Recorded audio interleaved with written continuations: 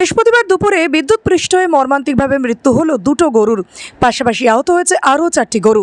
এদিন দুপুরে ঘটনাটি ঘটেছে হুগলির গোঘাট 1 নম্বর ব্লকের কোমরশা গ্রাম পঞ্চায়েতের অন্তর্গত জয়কৃষ্ণ উত্তর কাজীপাড়া ও রায়পুকুরের মধ্যবর্তী এলাকায়।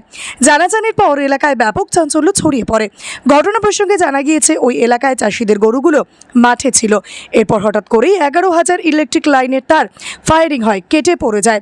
এরপর 2টি গরু মারা যায় এবং আহত হয়েছে 4টি গরু। সেগুলোর চিকিৎসা চলছে বলে স্থানীয় সূত্রে জানা গিয়েছে। খবর পেয়ে ঘটনাস্থলে গিয়ে পৌঁছায় বিদ্যুৎ বিভাগের কর্মীরা এবং পরিস্থিতি নিয়ন্ত্রণে আনে। গ্রামবাসীদের দাবি, মাঠের বিভিন্ন জায়গায় ইলেকট্রিক তার নিচের দিকে ঝুলছে।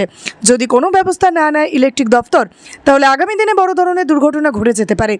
পরিবেশে গরু মৃত্যুর ঘটনায় আতঙ্কে এলাকাবাসীরা। দেখুন বিস্তারিত। 24 আওয়ার্স আরামবাগের রিপোর্ট। থেকে দুটোর মধ্যে জানতে পারেন আপনি? আরে তখন জানতে পারে এক ভাই, একজন পাড়ার ভাই ছিল একটা, মানে পাশাপাশি ওই বৌমা ছিল, গরু চড়াতে এনেছিল। তারপর বলছে যে এইরকম তার ছিঁড়ে পড়ে গেছে, গরু তোমাদের শর্ট খেয়েছে। তারপর হ্যাঁ, যে মরে গেছে, মরেনি, বলছে যে শর্ট খেয়ে গেছে, কারেন্টে শর্ট খেয়ে গেছে, তাড়াতাড়ি দেখবে চলো। তারপর আমরা তো মানে কারেন্টে হাত দিইনি, প্রথমে হাত দিইনি আগে, তারপর হ্যাঁ, তারপর ইলেকট্রিক দপ্তরে কল করে তারপর যারা যে একটু ঘটনাটা জানে ওই কারেন্টের ব্যাপারে, তারাটা গ্যাংটা নামিয়েছিল। কি মনে করছেন, এই গরু মারা গেছে এই ইলেকট্রিকের কারণে, ক্ষতিপূরণ কি পাবেন? ক্ষতিপূরণ ইলেকট্রিক দপ্তর দিলে তো এই চাষের মুহূর্তে এবার কি করে চাষ করবো? হ্যাঁ, সামনেই চাষ, এই বীজ পড়েছে, এবার কিছুদিনের মধ্যে যদি জল লেগে যায় তাহলে চাষবাস আরম্ভ হবে। এবার কি করে চাষ করব সেটা এবার বুঝে উঠতে পারছি না। আমার নাম নবকুমার মান্ডি। ইলেকট্রিক দপ্তরে যারা এসেছিল তার আধিকারিকরা, তাদের সঙ্গে কথা বলেছিলেন? হ্যাঁ, তাদের সঙ্গে কথা বলেছি। তারা কি জানালেন? তারা জানালেন যে অফিসে যেয়ে দেখা করতে হবে। হ্যাঁ, জানাও, এরকম বলে গেল। টাকা দিলে খুব উপকৃত হয়। হ্যাঁ, উপকৃত হয় আর কি চাষের মুহূর্তে। আপনার নাম? আমার নাম নবকুমার মান্ডি। এই যে গরুটা প্রত্যেক দিনই তারগুলো কেটে পড়ে যাচ্ছে প্রায়। ওদিকে বলা হচ্ছে, মিনিওয়ালাদিকেও বলা হচ্ছে, মিনিওয়ালারাও বলছে, কল করছে, বলছে বাগাতে আসছি না। ওই যে সাইডটা রয়েছে, সাইডে তো ধানগুলো আমি মাঠে আসি প্রায় দিনই। আমার এই যে সামনেতেই 16 কাঠা জমি আছে, 16 কাঠা জমিটাই আমি প্রায় দিনে আসি।